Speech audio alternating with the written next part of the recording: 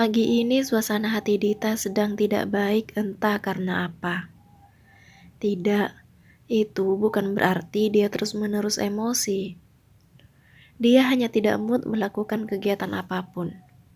Setelah bangun tidur, dia hanya mandi sebentar lalu turun ke lantai 1.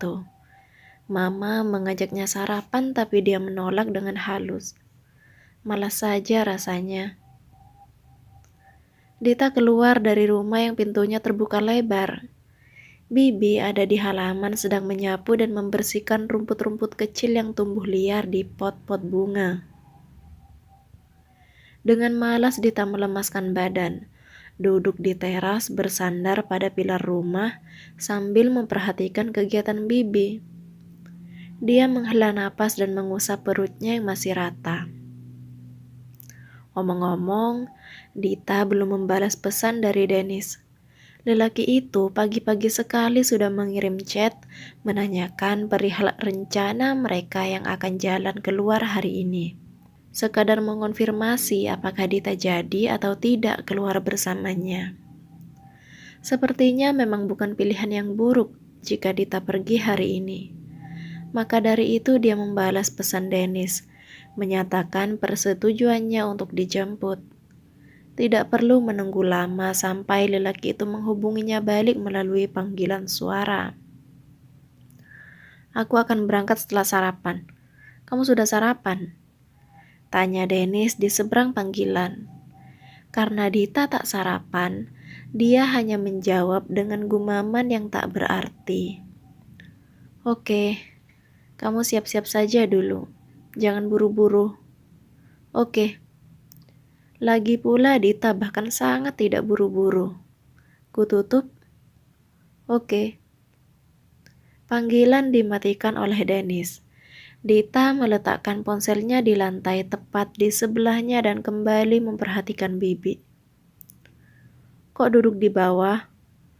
Mendengar suara itu, Dita menoleh. Ternyata Papa yang malah menyusulnya duduk di lantai teras rumah. Papa juga kok duduk di bawah? Mau menemani kamu? Dita tertawa kecil mendengar jawaban papanya. Aku nggak mood ngapa-ngapain, Pak. Meski begitu, kamu tetap harus makan, kan? Dita merengut dan menggumam. Hardi Pranata hanya menggeleng dengan kelakuan putrinya. Mau kemana hari ini dengan Dennis? Belum tahu, Pak. Balas Dita sekadarnya. Sebenarnya saat mendengar bahwa Dita ingin memperbaiki hubungan dengan Dennis, Hardi Pranata cukup terkejut dan tidak setuju.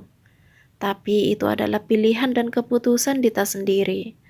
Dia percaya bahwa putrinya sudah memikirkan hal ini matang-matang.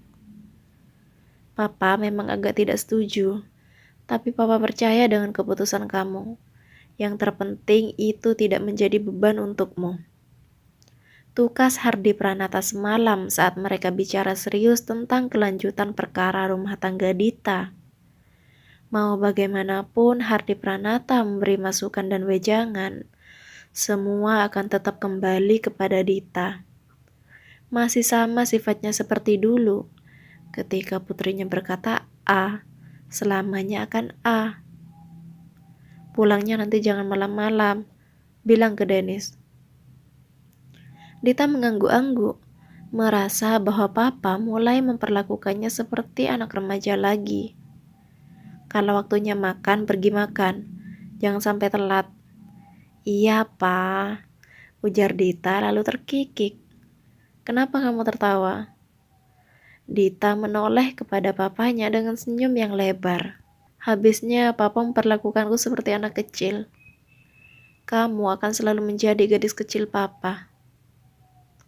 Makasih ya, Pa. Papa dan Mama selalu mendukung semua yang kuinginkan. Hardi Pranata tak segera menjawab. Dia memandang lurus ke depan. Semua yang menjadi kebahagiaan kamu akan selalu Papa nomor satukan. Makanya ketika ada seseorang yang menyakiti kamu, Papa akan berada di garis terdepan untuk melindungi kamu. Ah, bukankah papanya ini manis sekali? Meski perkataannya bak seorang pujangga, Tapi Dita percaya bahwa Papa benar-benar serius dengan ucapannya itu. Kamu boleh memberi Dennis kesempatan dan lihat apakah dia serius bisa membuktikan perkataannya padamu. Tapi kalau sekali lagi dia berulah, bukan kamu lagi yang akan mengurusnya, tapi Papa sendiri. Iya, semoga saja Dennis tidak menyalahgunakan kesempatan ini. Memberi kesempatan bukan berarti mengulang kembali seperti dulu kan? Memperbaiki hubungan juga bukan berarti Dita mau membina seperti dulu.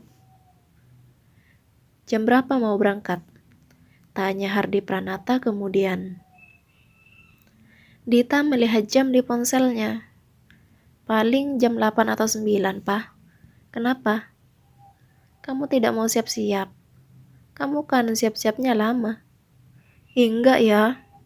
Hardi Pranata hanya tertawa. Di pikirannya kalau Dita dan Dennis kembali seperti dulu, Dita akan pergi dari rumah ini dan kesempatan bersama putrinya tidak akan seleluasa ini lagi. Tapi tidak apa-apa. Hardi Pranata sadar bahwa yang akan selalu menemani hingga tua bukanlah anak atau cucunya, melainkan istrinya. Sementara Dita mengobrol santai dengan papanya, Dennis sedang bersiap-siap. Dia mencukur kumisnya agar penampilannya lebih rapi, memakai kemeja lengan panjang dan celana panjang. Dia menyemprot parfum ke badannya dan merapikan rambut juga, seperti ABG yang baru pertama kali pergi kencan. Setelah selesai bersiap, dia memasukkan dompet ke saku celana, lalu mengambil ponsel untuk mengabari Dita bahwa dia akan berangkat. Rianti yang melihat Dennis melintasi ruang tamu pun menegur anaknya. Sudah mau berangkat, Den? Iya, Ma. Takut kesiangan. Karena situasinya sedang seperti ini, kamu jadilah laki-laki yang bijak, Den. Jangan ulang yang tempo hari. Nasihat Papa Dennis tanpa mengalihkan pandangannya dari ponsel di tangan. Pesan dari papanya itulah yang diingat-ingat oleh Dennis di perjalanan untuk menjemput Dita. Dia berjanji pada dirinya sendiri untuk lebih bijak, lebih bisa bertanggung jawab dan menerima konsekuensi. Bukannya seperti dulu. Lain Dennis, lain pula Dita. Dia akhirnya beranjak meninggalkan Hardi Pranata di teras rumah, tepat saat Dennis mengabari bahwa lelaki itu akan berangkat untuk menjemputnya. Dita mandi lagi dengan cepat dan memakai baju, tidak berdandan terlalu menor dan ala kadarnya saja, yang penting wajahnya tidak terlihat pucat. Begitu dia keluar dari kamar, rupanya Dennis sudah datang dan berbicara dengan Papa di ruang tamu lantai bawah. Dia melihat Iren yang berada di bawah tangga memberinya isyarat untuk turun mendatangi mamanya itu. Biarkan Papa bicara sebentar dengan Dennis, ucap Iren saat Dita menghampirinya. Dita mengangguk saja. Dia mengekori mamanya menuju dapur. Tidak mau tahu tentang apa yang Dennis dan Papa bicarakan sampai seserius itu. Tidak tahu juga bahwa saat ini Dennis sedang berusaha mengatur diri agar tetap terlihat tenang di bawah intimidasi Hardi Pranata. Sebetulnya saya tidak setuju dengan keputusan Dita sekarang. Saya sama sekali tidak mau melihat kamu lagi. Itulah yang pertama kali Hardi Pranata katakan saat mempersilakan Dennis duduk di ruang tamu. Tadinya Hardi Pranata memang sengaja tetap tinggal di teras, namun beranjak duduk di kursi saat Dita bersiap. Dia sengaja menunggu kedatangan Dennis dan menyambutnya. Tapi saya menghargainya. Dita bukan tipe orang yang pelin-pelan, dan saya tahu dia bisa mempertanggungjawabkan pilihannya. Tapi bagi saya, sekali celah tetap celah. Angkuh sekali. Namun, Dennis pun tahu bahwa Hardi Pranata bersikap seperti ini karena ayah mertuanya itu menyayangi Dita lebih dari apapun.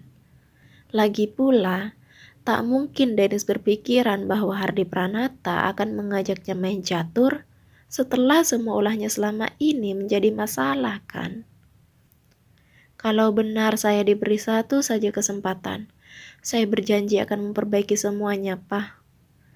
Ucap Dennis serius. Hardi Pranata tampak sama sekali tak peduli dengan panggilan Dennis terhadapnya. Dia lebih tertarik dengan isi dari perkataan Dennis. Bukannya dulu kamu juga berjanji? Dennis mati kutu dengan perkataan Hardi Pranata yang menyinggung belak-belakan.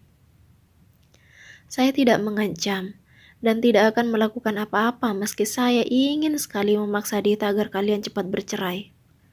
Saat ini saya akan melihat saja, menjadi penonton yang baik. Dennis bersumpah bahwa dia ingin sekali cepat pergi dari sini. Tapi dia ingat kembali perkataan Papa untuk lebih bijak. Ini jauh lebih sulit daripada dulu, di mana dia meyakinkan Hardi Pranata bahwa dia ingin menikahi Dita dan membahagiakannya.